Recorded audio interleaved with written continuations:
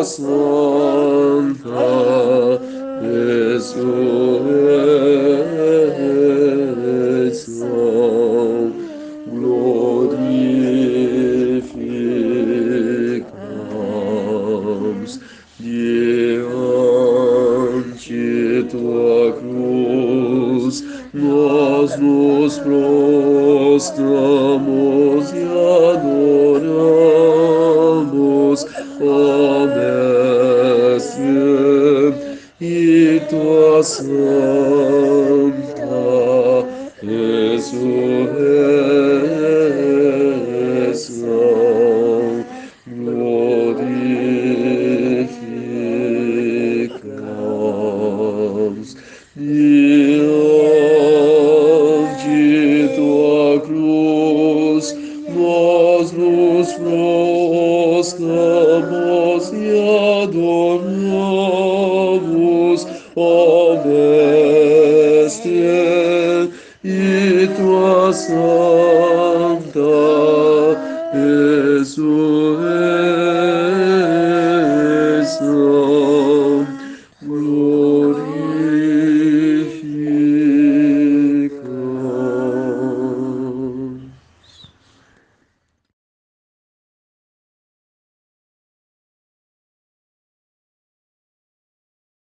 Em nome do Pai, do Filho e do Espírito Santo. Amém.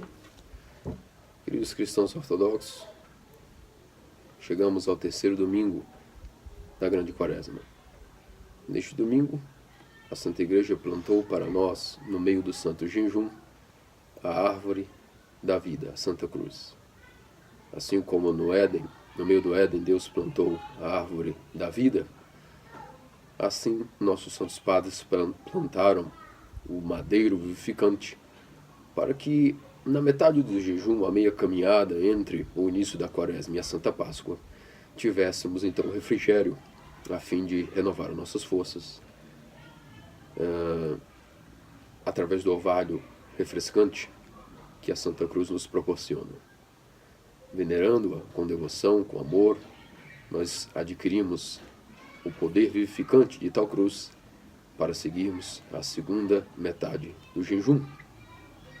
E no domingo passado, nós vimos, através do ensinamento sobre as homilias quaresmais, sobre em que consiste a vida espiritual, nós vimos que a natureza da ortodoxia é a deificação.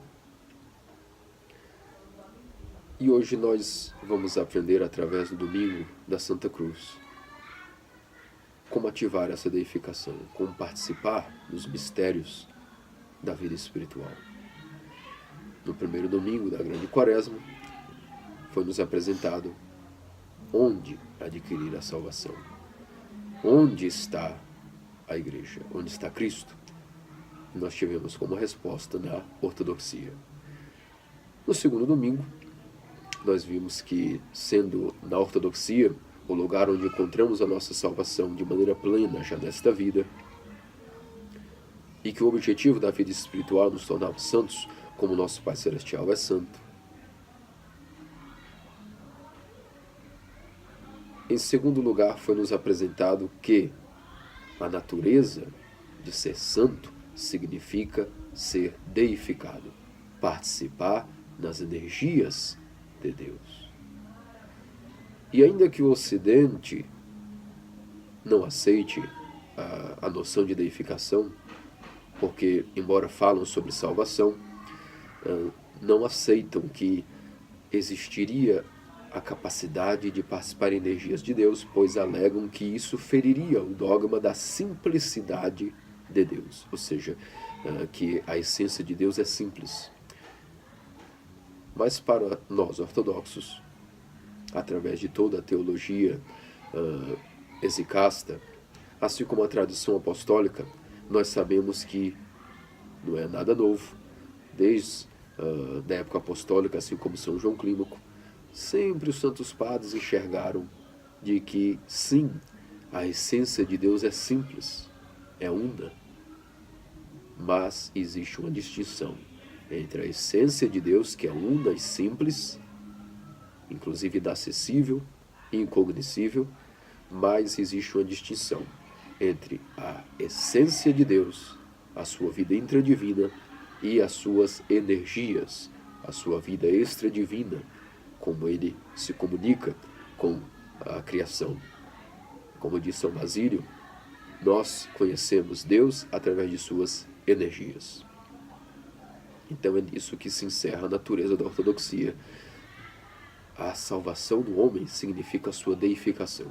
E a deificação não é apenas uma melhoria do homem, mas ele, inclusive, ter uma comunhão plena com Deus, a fim de participar em suas energias, através da ativação do seu batismo, a ativação dos sacramentos, dos remédios, através de um tratamento, uma terapia, que é o modo de vida ortodoxo.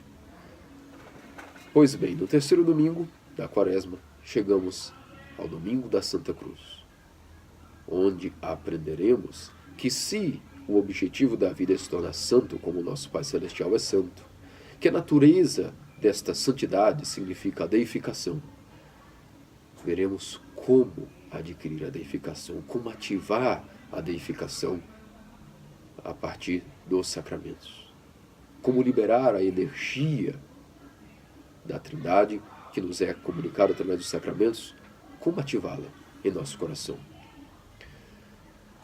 E progredindo e avançando no ensinamento da vida espiritual, nós temos então o Evangelho sobre o episódio onde Pedro havia contestado a Cristo. Havia inclusive o chamado particularmente no canto. E após o primeiro anúncio de Cristo de que haveria a paixão, Cristo admoesta Pedro, dizendo: afasta de mim, Satanás. Essas palavras duras de Cristo não foram dirigidas simplesmente a Pedro de uma maneira ofensiva, mas sim a toda a tentação que iria envolver aquilo que Cristo estava pronto a realizar. Inclusive a sua missão, que era senão abraçar a cruz, voluntariamente. E Pedro, obviamente preocupado, amando o Mestre, amando a Cristo, ele se preocupa e pergunta a Cristo se realmente era necessário que ele passasse por tais coisas. E Cristo, vencendo esta tentação, diz a Pedro de que este rechaçar da cruz é algo que é segundo a mente dos homens e não segundo a mente de Deus. E é aqui que, neste domingo, nós vamos aprendendo em que consiste o ativar da deificação. Se a natureza da ortodoxia é a teoses, a deificação, como alcançá-la? Em que consiste esse tratamento, esse método, onde os sacramentos são os remédios e irão fazer efeito no homem? E a resposta se dá neste domingo, onde Cristo, tendo admoestado a Pedro de que afasta de mim, Satanás, ou seja, ao demônio, que obviamente, tentando a Cristo em sua natureza humana, uma vez que seriam duros os sofrimentos e padecimentos de Cristo, Cristo, sabendo daquilo para o qual nasceu, sua missão fundamental, rechaçou isso e então inicia o seguinte diálogo. Chamou a multidão e disse: quem não tomar a sua cruz e seguir-me, não é digno de mim. Para nós, este episódio significa não apenas um evento naquele tempo, para aquelas pessoas, mas é uma frase que se perpetua para todas as gerações de todos os cristãos, em todas as eras. Em que consiste o tão falado modo de vida cristão ortodoxo: tomar a cruz e seguir a Cristo. E não só segui-lo, mas confessá-lo diante dos homens, pois Cristo diz: quem não me confessar no meio dessa geração adúltera e se envergonhar de mim e de minhas palavras, também o Filho do Homem irá se envergonhar dele. E para isso, a Santa Igreja reservou-nos este domingo o domingo destinado à Santa Cruz. Tomar a cruz significa, em primeiro lugar, negar a si mesmo, a fim de poder seguir a Cristo. Mas podemos falar de coisas gerais para podermos entender primeiro o que significaria o contexto da cruz em vários quesitos, para depois entendermos as peculiaridades do que significaria isso no sentido mais íntimo. Nós sabemos que a cruz não é um símbolo que, na verdade, não há nenhum indício que prove qual é a origem do símbolo da cruz, mas nós sabemos que ele é um símbolo extremamente antigo e não há nenhum registro de quando surgiu a Santa Cruz. Ou simplesmente a cruz, porque quando falamos de Santa Cruz, falamos da cruz vivificante, ou seja, Cristo já estaria envolvido com a cruz para que ela seja santa. Mas o símbolo da cruz é algo antigo. Todas as culturas antigas já haviam sido familiarizadas com a cruz. Nós sabemos que celtas, egípcios, maias, incas, astecas, persas, todas as culturas antigas tinham alguma representação daquilo que é a cruz. O próprio símbolo do tal, para os hebreus, era como a cruz era representada naquela época, naquela circunstância. Então falamos um pouco sobre a cruz, primeiramente, daquilo que é a origem da nossa tradição. A cruz já estava subentendida como um símbolo místico. Desde a época dos profetas, desde a época de Moisés, sabemos que Moisés, quando guiou o povo para fora da servidão do Egito, ele, quando com seu cajado orou a Deus, e Deus o disse que iria abrir então diante do povo o Mar Vermelho para que o povo hebreu passasse a pé enxuto e assim fugisse do exército do faraó, com um gesto vertical, com seu cajado, Moisés abriu o Mar Vermelho. Então passaram a pé enxuto, o povo, toda a multidão do povo hebreu, e depois, quando já estavam na outra margem, eles, para poderem fugir do exército do faraó, Moisés, com um gesto horizontal, através do seu cajado, fechou o Mar Vermelho. E o que é isso, senão a Santa Cruz? Para que o mar se abrisse, Moisés, com seu cajado, fez o gesto vertical. Quando passaram, a fim de que o mar se fechasse, fez um gesto horizontal. Ou seja, o próprio início da Páscoa dos judeus foi através de uma cruz. O gesto de Moisés. Posteriormente, na batalha contra os amalequitas, sabemos que Moisés ficou com os braços erguidos, para que, orando a Deus, e enquanto Moisés estava com os braços erguidos, narra-se na Escritura que o exército hebreu vencia. Quando Moisés estava cansado e baixava os seus braços, o exército inimigo vencia, até que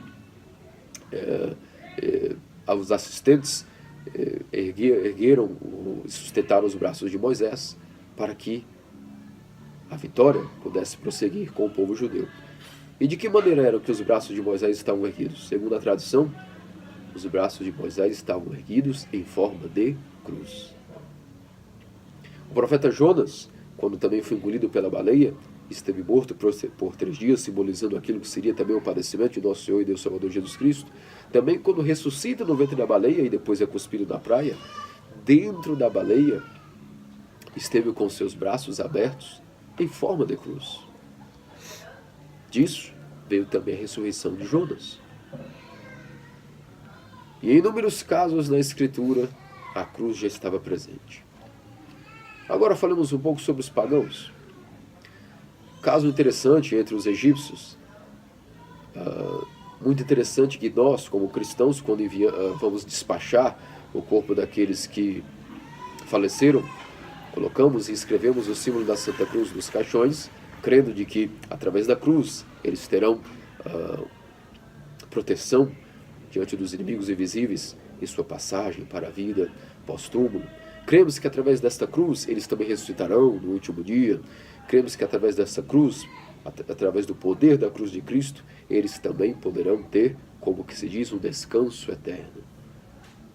Mas é curioso que os egípcios, que acreditavam numa vida após morte bastante particular, escreviam também um tipo de cruz nos sarcófagos, que eram o caixão para o povo egípcio, crendo que os faraós mumificados iriam, através do símbolo místico, desse símbolo mágico da cruz, iriam poder então ter a chave da imortalidade na vida futura. Vejam que interessante como a busca pela verdade, até entre os pagãos, já os denotava que a cruz era um símbolo antigo, místico, a chave para um outro mundo, para a imortalidade. Os celtas, da mesma maneira, acreditavam que a cruz era o símbolo da vida, da natureza, a base da natureza, pois a cruz de argolas, que o povo celta sempre manteve em si, em sua cultura, simbolizava a união do homem com a mulher, e que de um cruzamento do homem com a mulher, disso viria a vida, assim como a base da natureza. E se nós analisarmos, inclusive, a própria vida humana, o homem com sua esposa, quando estão também no sagrado leito do matrimônio, o próprio ato matrimonial do leito é senão uma cruz, pois o homem e a mulher, quando estão em uma união sagrada para gerar uma outra vida, formam senão uma cruz. E a partir desta cruz, o homem simbolizando aquilo que seria o traço vertical e a mulher o traço horizontal, desta cruz, ou seja, realmente, literalmente, deste cruzamento, nasce a vida. Vejamos o quão até mesmo guardado e encoberto estava a Santa Cruz antes da encarnação do Logos. E as culturas antigas, poderíamos falar longamente sobre inúmeras culturas que sempre tiveram a cruz como um símbolo místico, ou mágico, ou cultual. Mas todas essas culturas pagãs, ainda que buscavam a verdade através da lei natural, da busca filosófica por aquilo que seria a chave para um mundo escondido através do culto racional, sempre estavam ainda sedentos por aquilo que iria complementar o sentido da cruz. A cruz, no sentido histórico também, possui uma rica simbologia paradoxal e complementar. Pois se nós analisarmos, ao mesmo tempo que é uma contradição entre diferentes pontos, por exemplo, o norte e o sul, o leste e o oeste, em cima e embaixo, esquerda e direita, mas ao mesmo tempo que tem dentro de si um caráter paradoxal, possui uma complementaridade. Em que sentido? Todos esses 4 pontos cardeais, por exemplo, convergem para o centro, para o único ponto. E vemos aí que a cruz guarda em si uma perfeição. É como se todo o universo, através da cruz, estivesse mostrando ao homem que algo estava relacionado de maneira especial, através da cruz, para o próprio significado da existência do universo e da criação e do homem. Mesmo as culturas que não eram judaico-cristãs sentiam-se atraídas por esse símbolo natural. Mas faltava então o ápice dos tempos, onde o Logos encarnaria e aí sim iria no centro da cruz abrir todo o mistério ao qual o cristianismo é embasado, a salvação do homem através da cruz. E nisso começa a história do cristianismo, estritamente ligado à cruz, à crucificação, como chave para a imortalidade. Assim como os egípcios, realmente através de sua busca, acreditavam que escrevendo a cruz no sarcófago, isto seria uma chave para o mundo futuro que iria abrir para aqueles faraós, como que magicamente a abertura para a imortalidade? Coincidentemente ou não, é o que acontece também na vida cristã. A cruz, que era símbolo de morte, tornou-se o símbolo da vida. Assim, os apóstolos, quando iniciaram sua vida missionária, chegando em várias culturas, a partir do símbolo da cruz das culturas pagãs, colocaram aquilo que faltava para a compreensão total da verdade: Cristo no centro da cruz. E tiveram grande sucesso em sua pregação. Todos os apóstolos, onde quer que forem, pregaram. Vemos que, de alguma maneira, a busca natural, pela lei natural, estava de maneiras diferentes espalhadas pela humanidade. E os apóstolos, com grande propriedade, quando chegaram e colocaram no centro dessas culturas a Cristo, puderam então iluminar estas nações de maneiras distintas. E assim também nasce o cristianismo, espalhando-se de norte a sul, de leste a oeste, no mundo que vivemos. Mas voltemos-nos então àquilo que seria a cruz para nós cristãos e aquilo que é a identidade de todos nós, como cristãos ortodoxos. Se a deificação é o fim para o qual todos nós caminhamos, é o que nós buscamos e entendemos no último domingo, o que significa a deificação? Qual a característica de que essa é a natureza da ortodoxia e que consiste a deificação? Agora, voltemos nossa atenção para como adquirir a deificação. E Cristo, através desse evangelho, no domingo de hoje, começa a nos explicar que isso significa, ou seja, tomar a cruz e segui-lo. Qual a explicação para isso? O que significa tomar a cruz? De maneira literal, sim. Nós vemos que todo cristão, quando é batizado, imediatamente ao sair da pia batismal, recebe uma cruz. Por quê?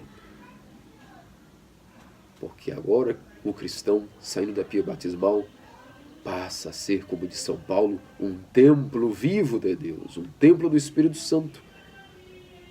E assim como as igrejas, que são templos santos, se distinguem de repartições públicas, de bancos, de hospitais, através da cruz, para que todos saibam que ali é um local sagrado, um local cristão, um templo de Deus.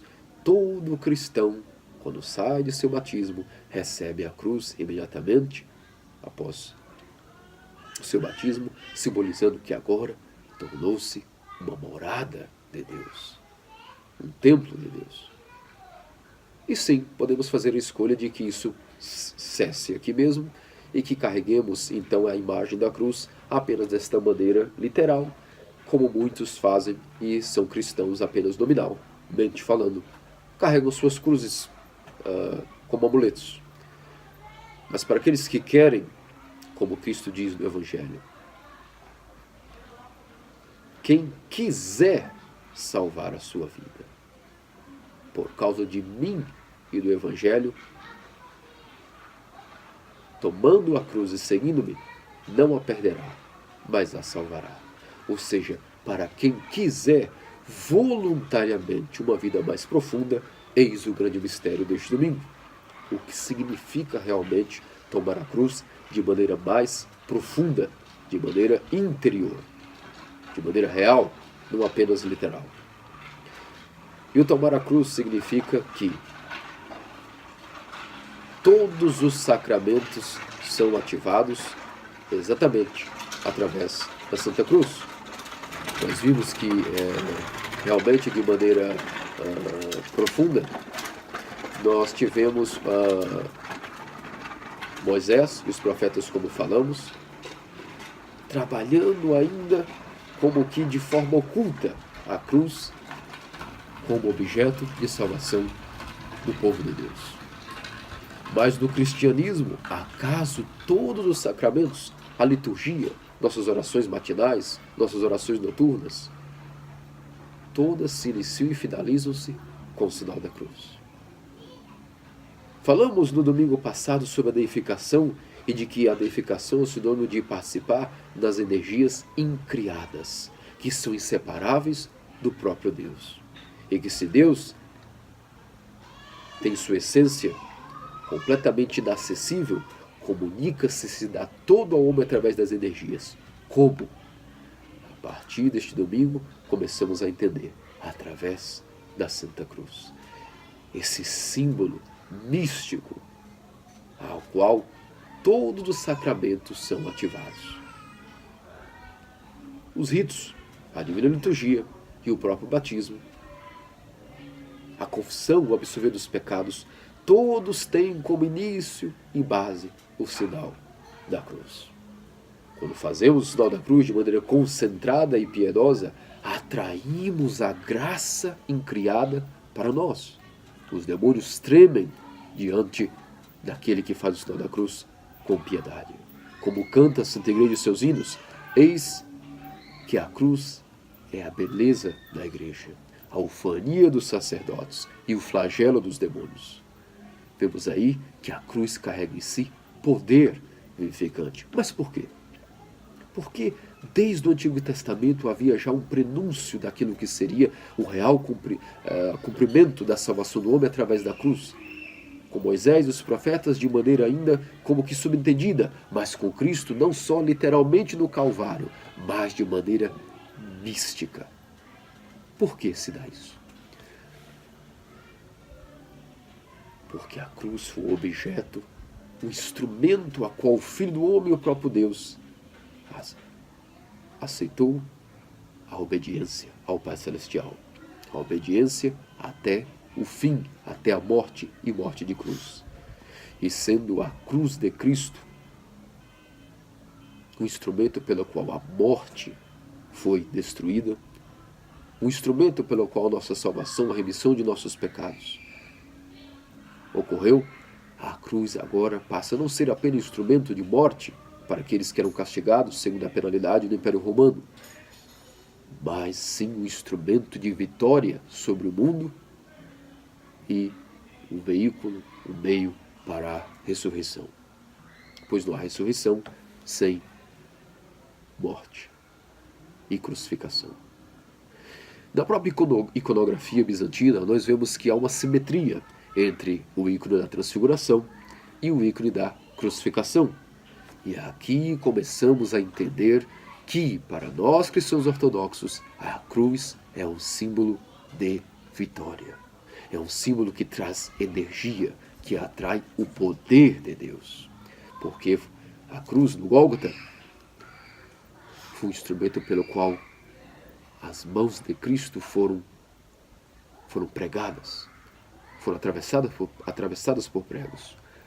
Foi o madeiro no qual o próprio sangue e água que jorraram de seu lado escorreu através deste madeiro para que no Gólgota, no lugar da caveira, as gotas de sangue do próprio Deus penetrassem o Gólgota e chegassem até o lugar onde a caveira de Adão estava enterrada, fazendo com que esta caveira de Adão se tornaria então, a partir daí, a primeira grande relíquia do Novo Testamento. E não só a caveira de Adão, mas a própria alma de Adão no Hades foi resgatada por Cristo através da cruz, pois através da cruz Cristo mesmo desceu ao Hades e resgatou a raça humana de toda e anulou a maldição a qual estava destinada desde a queda do homem. Por isso nós vemos que a Santa Cruz passa a adquirir poder vivificante.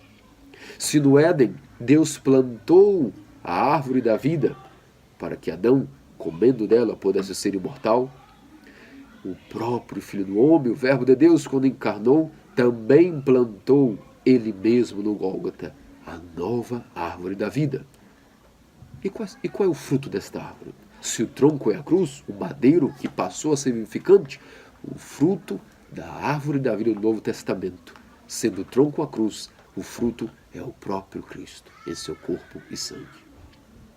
Onde temos acesso da ortodoxia através da comunhão dos santos mistérios do corpo e sangue de Cristo.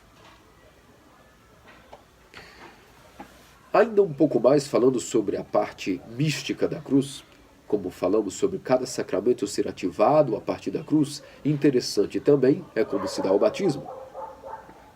Não é novidade a nenhum cristão que o batismo é como que uma crucificação voluntária da alma que aceitou seguir a Cristo, uma crucificação voluntária para o mundo, um romper com os laços das paixões para uma nova vida em Cristo. Mas interessante que, através da bênção das águas, que serão santificadas para o rito do batismo, a própria cruz tem participação ímpar e destacada no sacramento do batismo. É através da cruz que o sacerdote abençoa a água para que adquira, através da bênção da cruz, das águas, a força do Espírito Santo para que, através da cruz, todo aquele que entrar e for imerso 3 vezes em nome do Pai, do Filho e do Espírito Santo, através da bênção da cruz, da água santificada, misticamente, fora do tempo e do espaço, participará da paixão, crucificação, morte e ressurreição de Cristo, descendo fora do tempo e do espaço ao Hades e ressuscitando em Cristo para uma nova vida, ou seja, como disse Cristo, nascendo da água e do Espírito. Vós que vos batizastes em Cristo, de Cristo vos revestistes. Aleluia. Vejam que belíssimo significado real é a vida dos sacramentos ligados à Santa Cruz.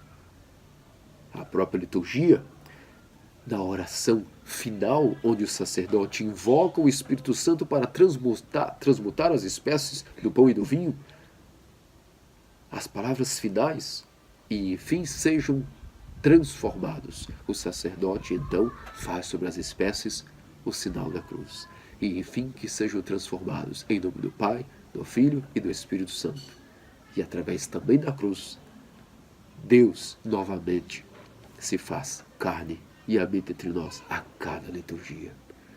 No sacramento da absolvição dos pecados, como se fosse a renovação de um novo batismo, a limpeza do homem, também a absolvição se dá com o sinal da cruz. E toda a vida sacramental, ela passa a ser não só apenas um rito, mas o rito que ativa a graça do Espírito Santo, a graça incriada dos sacramentos para o homem, usando de um veículo, o sacramento, para que Deus se comunique com o homem e o salve, o purifique, o limpe, tenha comunhão com o homem, purifica o homem, ilumina e encarne no homem novamente. Todos os sacramentos passam pela cruz. Esta é a vida sacramental do cristão e a sua vida também diária. Porque assim como o homem recebe os sacramentos através do poder místico da cruz, uma vez que a cruz foi instrumento pelo qual o próprio Deus salvou o homem, também na nossa vida cotidiana e espiritual, toda a nossa vida deve ser embasada pelo tomar a cruz. Aqui começamos a entender o significado daquilo que Cristo disse. Quem não tomar a sua cruz e seguir-me não é digno de mim. Agora que falamos sobre o significado sacramental da cruz, a participação dela na ativação dos sacramentos, da mesma maneira começa o tratamento do homem. O acesso aos sacramentos, o ativar dos sacramentos para aqueles que recebem tais sacramentos, ou seja, os remédios, também se dá continuando em sua vida o tratamento através de tomar a cruz.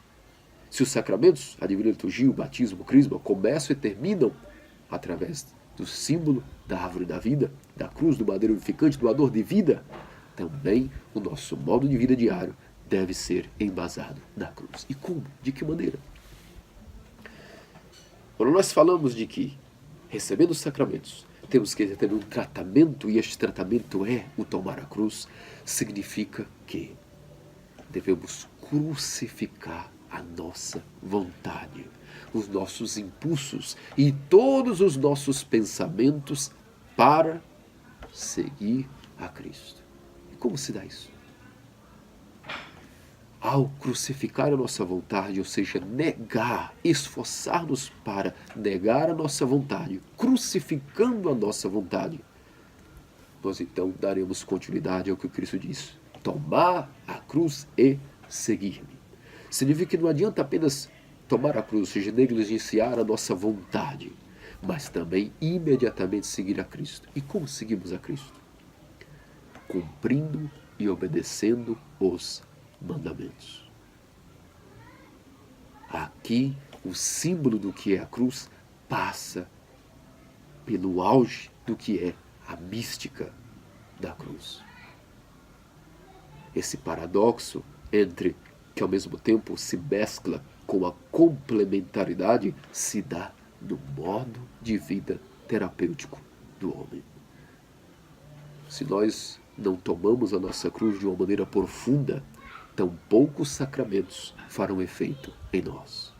E a cruz passa a ser aquilo que é a chave que no interior e nas profundezas do coração passa a ativar os sacramentos para que, como dizem os santos padres, como diz São Dionísio Areopagita e São Gregório Palamas, para que participemos em nosso batismo. E como participamos do nosso batismo?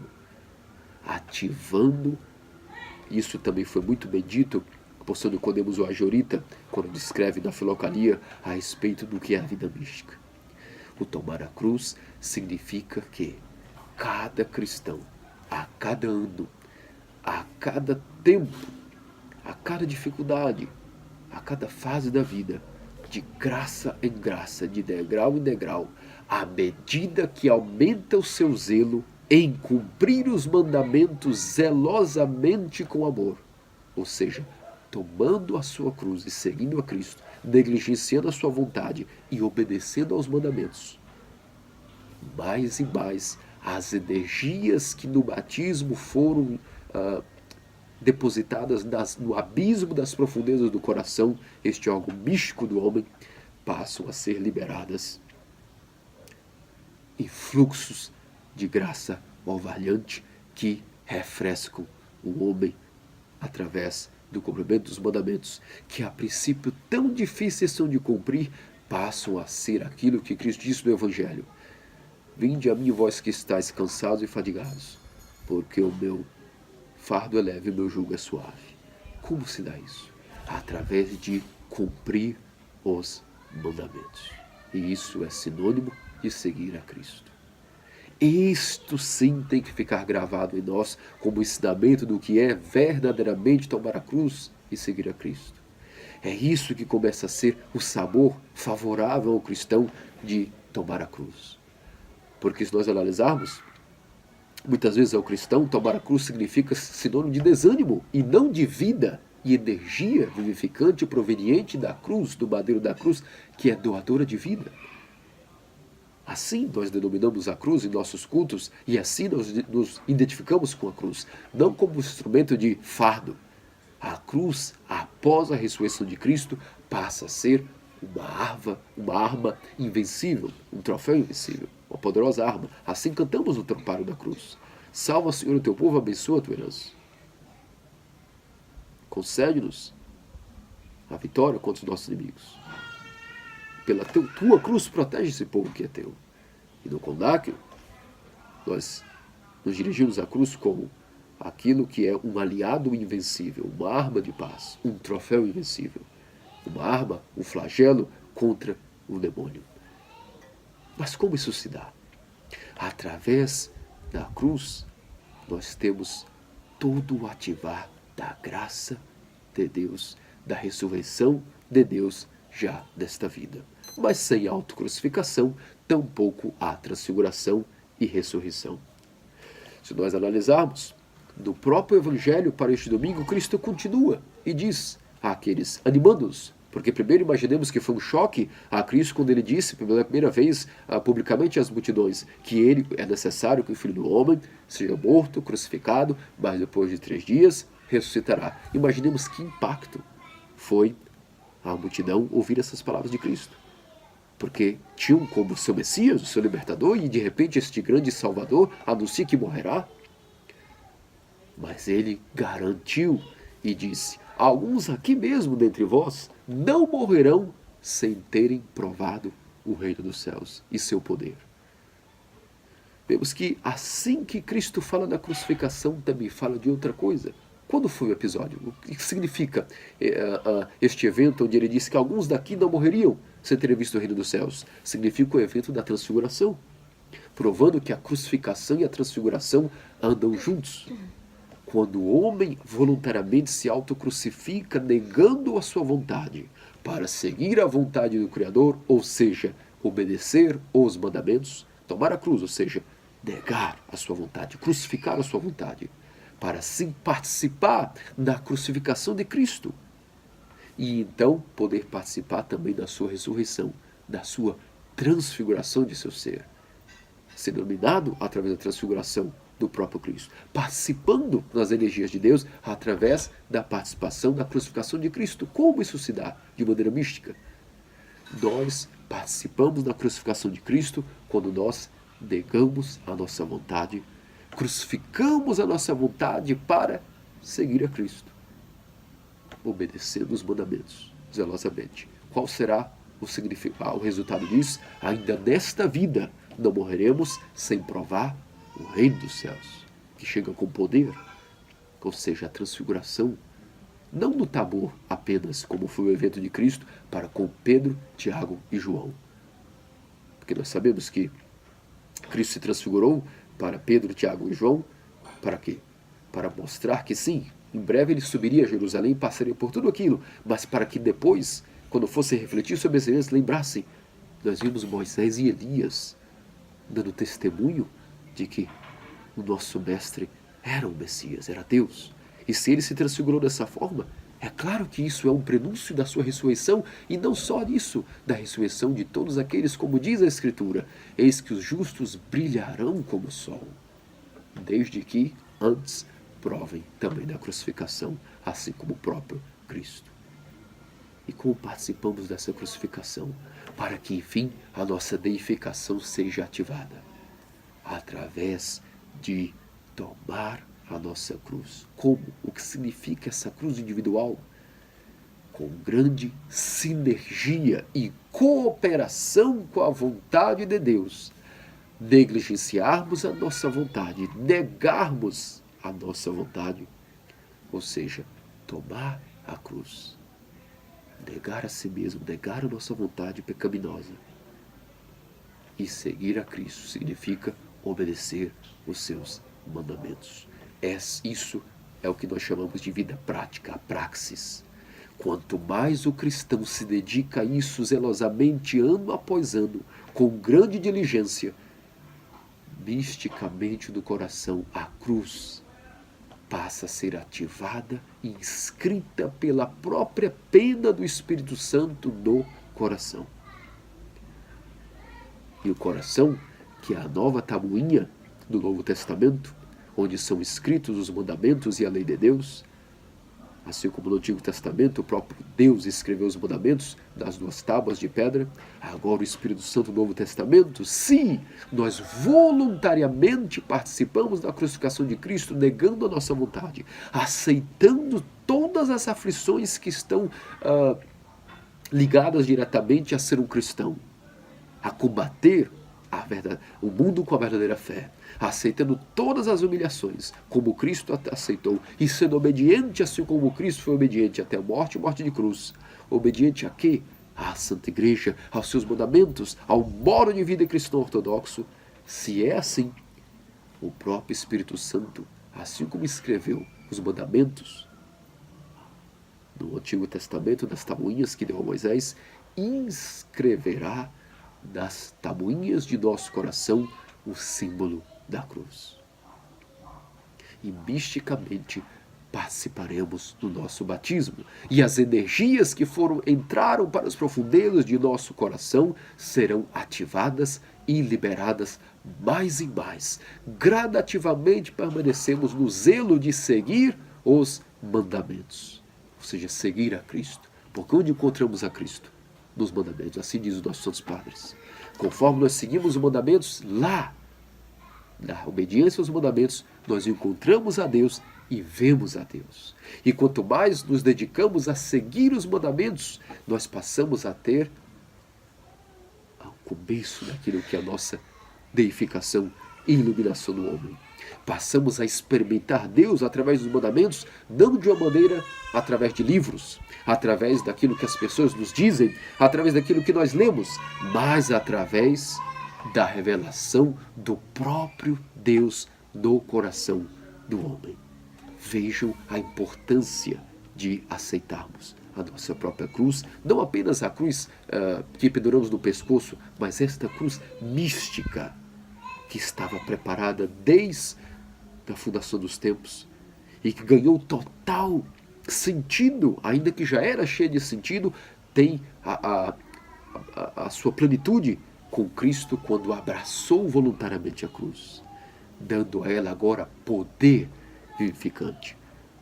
Pois se a cruz é a chave para a imortalidade, para a vida infinita, para a vida imortal, se é o paradoxo entre o humano e o divino, se é o paradoxo entre o finito e o infinito, se é o paradoxo entre o céu e a terra, tudo isto ganha total sentido quando o próprio Criador se faz homem e abraça a cruz. Estando no centro da cruz, todos os pontos do universo convergem para Cristo. É por isso que até nas civilizações antigas, quando os apóstolos chegaram e mostraram que no centro deste mundo existe um Logos, e que o Logos está no centro da cruz, muitas culturas antigas aceitaram o cristianismo devido a esse sentido. E como isso se dá no coração do homem após o batismo? Aceitando voluntariamente também a cruz, participando da crucificação de Cristo, seguindo-o. E o participar da crucificação de Cristo é nós também negarmos a nossa vontade, como Cristo foi obediente ao seu Pai Celestial até morte e morte de cruz. E negando a nossa vontade pecaminosa, seguindo e sendo obediente aos mandamentos, participamos da crucificação de Cristo em sua vida e também participaremos de sua ressurreição. Ou seja, a cruz nos dará vida. Por isso a cruz se chama instrumento de vida, o honorável madeiro vivificante, que é capaz de derrotar a morte. Porque se Cristo morreu na cruz, foi por este instrumento que pôde ressuscitar e dar a vida a todos que estavam no Hades. Resgatou todos que estavam aguardando desde a queda de Adão. Cristo pôde então descer ao Hades e resgatá-los. E o seguir a nosso Senhor Jesus Cristo deve nunca ter fim para nós. Se nós imaginamos que o nosso zelo em tomar a cruz ele estagna, significa que nós estamos automaticamente negligenciando tomar a cruz. Por isso, o ensinamento para o domingo da Santa e Venerável Cruz significa que até o último dia de nossas vidas devemos confessar a Cristo, como ele disse: aquele que se envergonhar de mim no meio dessa geração adúltera e pecaminosa, também o Filho do Homem se envergonhará dele diante do seu Pai Celestial. Por isso, nós nunca podemos estagnar, mas progredir de degrau em degrau, de graça em graça, sendo zelosos em tomar a cruz e seguir a Cristo, ou seja, cumprir os mandamentos e obediência aos mandamentos, às regras da igreja, a nossa vida espiritual, a nossa regra de oração. E então começaremos a provar a ressurreição já nesta vida, a transfiguração do homem nesta vida, como sinônimo de cura, de iluminação e de deificação. Pois o conhecimento de Deus começará a ser revelado para nós, não através de livros mais, mas diretamente no coração. E assim, quando os livros forem abertos no dia do juízo, que o nosso coração, que é a nossa alma, que é o livro que for aberto, que Deus possa então testemunhar, chamar os anjos, e que todos os anjos deem testemunho diante de todas as nações, de que aquilo que estava escrito em nossos corações era senão misticamente a cruz. E então poderemos ouvir as benditas palavras que Cristo disse àqueles que estavam ouvindo.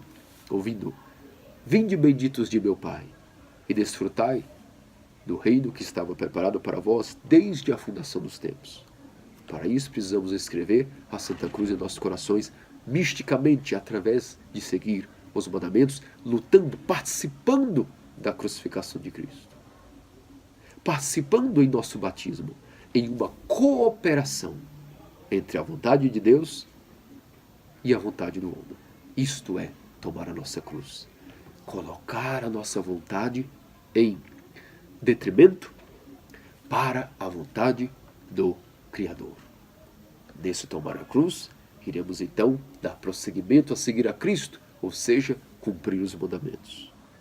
E através deste modo de vida cristão ortodoxo, de degrau em degrau, a graça de Deus será ativada para nós e poderemos então ter a cura, a iluminação e a deificação do homem.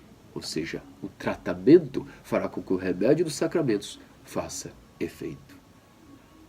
Os detalhes e as peculiaridades de como é tomar a cruz e seguir a Cristo, como se dá esse modo terapêutico, nós veremos no domingo da escada, no domingo de São João Clínico.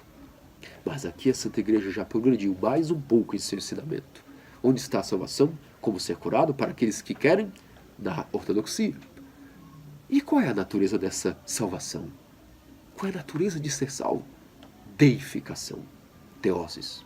E como ativar essa teoses? Isso nós vimos neste atual domingo, domingo da Santa Cruz, que plantado no meio do jejum, entre o início da Quaresma e a Semana Santa, para que nós possamos então, ao venerar a cruz com lágrimas nos olhos, com grande devoção, com o coração, essa cruz derramará para nós, ativará em nós um orvalho refrescante.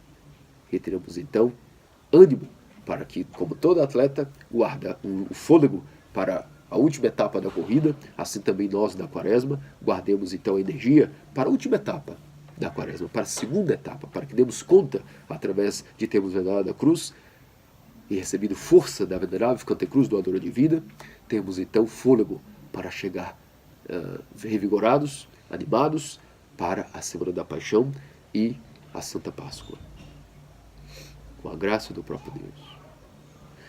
E para finalizar, não podemos deixar de falar algo especial a respeito do que é o tomar a cruz. Sendo a cruz o paradoxo e ao mesmo tempo a complementaridade, este símbolo místico e rico, para nós cristãos, algo está inerentemente ligado à oração do coração, à oração de Jesus. Porque se a cruz é o símbolo de vitória sobre a morte, o próprio paradoxo entre vida e morte, através da morte na cruz, ganhamos a vida na ressurreição. Através de sermos mortais, ganhamos a imortalidade. Particularmente através da oração de Jesus, nós temos o impulso de adoração e súplica, ou seja, doxologia, Senhor. E ao mesmo tempo nós voltamos e nos prostramos, como nós cantamos tão belamente ao venerarmos a cruz. Diante tua cruz, nós nos prostramos e adoramos, ó Mestre, e tua santa ressurreição nós glorificamos. Ao mesmo modo de vida temos que estar sempre mantendo incessantemente em nosso coração. E o que significa isso? Até que profundidade a cruz do cristão deve ser encarada por ele? Ao rezarmos a oração de Jesus, nós suplicamos, Senhor, ou seja, o impulso que nos leva até a presença de Deus, até a Jerusalém Celeste, até onde o nosso intelecto pode carregar, segundo podemos suportar. Mas ao ver Cristo no Tabor transfigurado, ao mesmo tempo nos é revelado o nosso estado pecaminoso. E numa metanoia, ou seja, numa prostração, vendo o nosso estado tão pecaminoso, não temos capacidade de nos manter muito tempo. E dizemos, como Pedro, Tiago e João, Senhor, é bom que estivéssemos aqui. Nós não podemos talvez fazer uma tenda para ti, para Elias, para Moisés, mas a própria iluminação de Deus no coração do homem o mostra. Não. Temos que descer. E descemos com lágrimas, porque vimos que sim, Cristo, Moisés, Elias, Pedro, Tiago e João talvez estavam imersos da santidade e da deificação, da transfiguração do Tabor.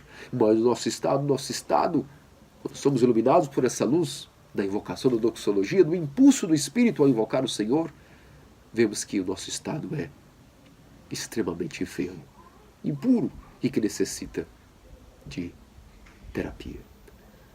E novamente nos prostramos e adoramos no movimento de crucificação do eu e dizemos piedade. E de tanto com lágrimas dizer piedade, vemos que precisamos novamente ter forças e no movimento circular erguemos os braços e novamente dizemos Senhor. E automaticamente, novamente no intelecto, Deus nos revela o nosso estado que necessita de pedir cura. E novamente nos prostramos numa metanoia física, não somente, numa metanoia interior, numa mudança de mente, que significa o arrependimento. E esse processo deve ser o nosso modo de vida, e isso também significa tomar a cruz diariamente, incessantemente. Vejam o quão profundo é o modo de vida cristão ortodoxo. Esta terapia que não tem fim, que ativa os sacramentos, liberando das profundezas do coração, como diz São Nicodemos o Ajorita, as energias do batismo, para que todo o coração, inebriado por essas energias, possa bombeá-las para a alma e da alma para até mesmo o corpo. E por isso nós vemos que a própria oração de Jesus é um crucificar do coração do homem, do seu ego, de suas paixões. Senhor, em uma doxologia. E, no paradoxo, a petição, piedade. Este próprio movimento é senão a cruz, misticamente falando. E esse deve ser o nosso movimento constante, esse deve ser o nosso respirar, o nosso andar, o nosso falar, um estado místico, onde participaremos da crucificação de Cristo. Senhor, tem piedade de mim, pecador. Senhor, tu que és santo, tem piedade de mim que sou pecador. Vejam a incessante presença da cruz entre o paradoxo de elevação e prostração, doxologia e petição, impulso e picada do Espírito, e ao mesmo tempo chorar pelos pecados. Que grande mistério, que grande alegria poder ter acesso a isso dentro da ortodoxia, dentro do triunfo da ortodoxia, dentro daquilo que é aquilo que Deus preparou para nós, a nossa deificação, desde que cooperemos com a vontade de Deus, crucificando nossa vontade, fazendo então a vontade do Criador, cooperando com a sua vontade, tendo um modo de vida que é senão um mistério, um sacramento. E a consequência disso é que então participaremos da crucificação e também poderemos ter acesso à ressurreição de Cristo. Isto é cristianismo. Isto é a continuação do ensinamento sobre a natureza do que é a Igreja Ortodoxa, do que é a ortodoxia. E por isso é que nela temos acesso à salvação, através de todo este método terapêutico, guardado de pai para filho, de geração em geração, para que todas as gerações possam ter acesso à árvore da vida. E qual é a nova árvore da vida, senão a Santa Cruz, o madeiro vivificante, onde todos aqueles que se colocam dentro da verdade podem ter acesso diretamente ao fruto da árvore da vida, o próprio Cristo através de seu corpo e sangue. E disso participarão da própria natureza divina. E por fim, a encarnação de Deus é senão o início de sua crucificação. Pois vemos que, se a cruz sempre foi um símbolo entre o humano e o divino, afinal Deus não se fez homem e habitou entre nós. Nisso começamos a entender qual é a mente de Deus. Somente participando da crucificação de Cristo, vamos adquirir também a mente de Cristo. E qual é a mente de Cristo? A cruz. A mente de Deus é a cruz. E é por isso que a cruz é um símbolo tão rico em significados. E por isso se diz, a cruz é a beleza da igreja. A cruz é a euforia dos sacerdotes e o flagelo dos demônios. Por quê? Porque a Santa Cruz é a mente de Deus. Deus, por amor ao homem, para a salvação do homem, encarnou, humilhando-se e tomando a natureza humana, com exceção do pecado, aceitou nascer de uma virgem, ser amamentado, ele sendo o Criador, se fez homem e aceitou ser nutrido pela sua criatura. Ele, sendo o rei do universo, aceitou nascer numa manjedoura de animais mudos. E isso revela para nós que desde a encarnação, toda a sua vida de reprovação, a sua vida de pobreza, a sua vida de renúncia, nos mostrou que, em resumo, Cristo veio nos revelar a natureza da mente de Deus. E qual é a mente de Deus? A cruz. A humilhação, a qual, por amor, veio revelar-nos que Deus tem em vista não a morte do pecador, mas a salvação, e que se converta e adquira o conhecimento da verdade. Por isso, todo cristão também, ao participar da crucificação de Cristo, também adquire com o tempo a mente de Deus. E a mente de Deus é senão a cruz. Atentemos-nos a isso, de que constantemente o nosso coração deve estar humilhado e quebrantado, pois, coração contrito e esmagado, a Deus tu não desprezas. E nesse movimento, participando da crucificação de Cristo, também adquiriremos a mente de Deus. E nisso o conhecimento de Deus será revelado a nós pouco a pouco, não através mais de livros, mas do próprio Deus no coração.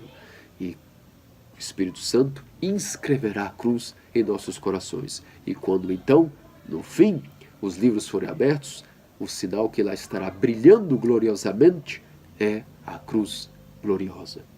Que disso nosso Deus e Salvador, Jesus Cristo, nos faça dignos pelas orações de sua puríssima Mãe a Teotocos sempre Virgem Maria e São Quirilo de Jerusalém, cuja memória hoje celebramos. Amém. Que tudo seja para a glória de Deus. Amém. Salva, Senhor,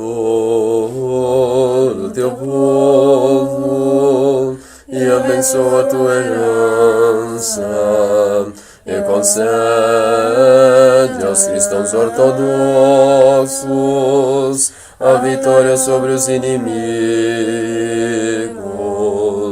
e protege pela tua santa cruz este povo que é teu. Ó Cristo nosso Deus, que voluntariamente fosse levantado sobre a cruz, concede tua misericórdia ao povo novo chamado por teu nome. Alegra com teu poder os cristãos ortodoxos, dando-lhes a vitória sobre seus inimigos. Que lhes seja concedido uma armada de paz, um troféu invencível.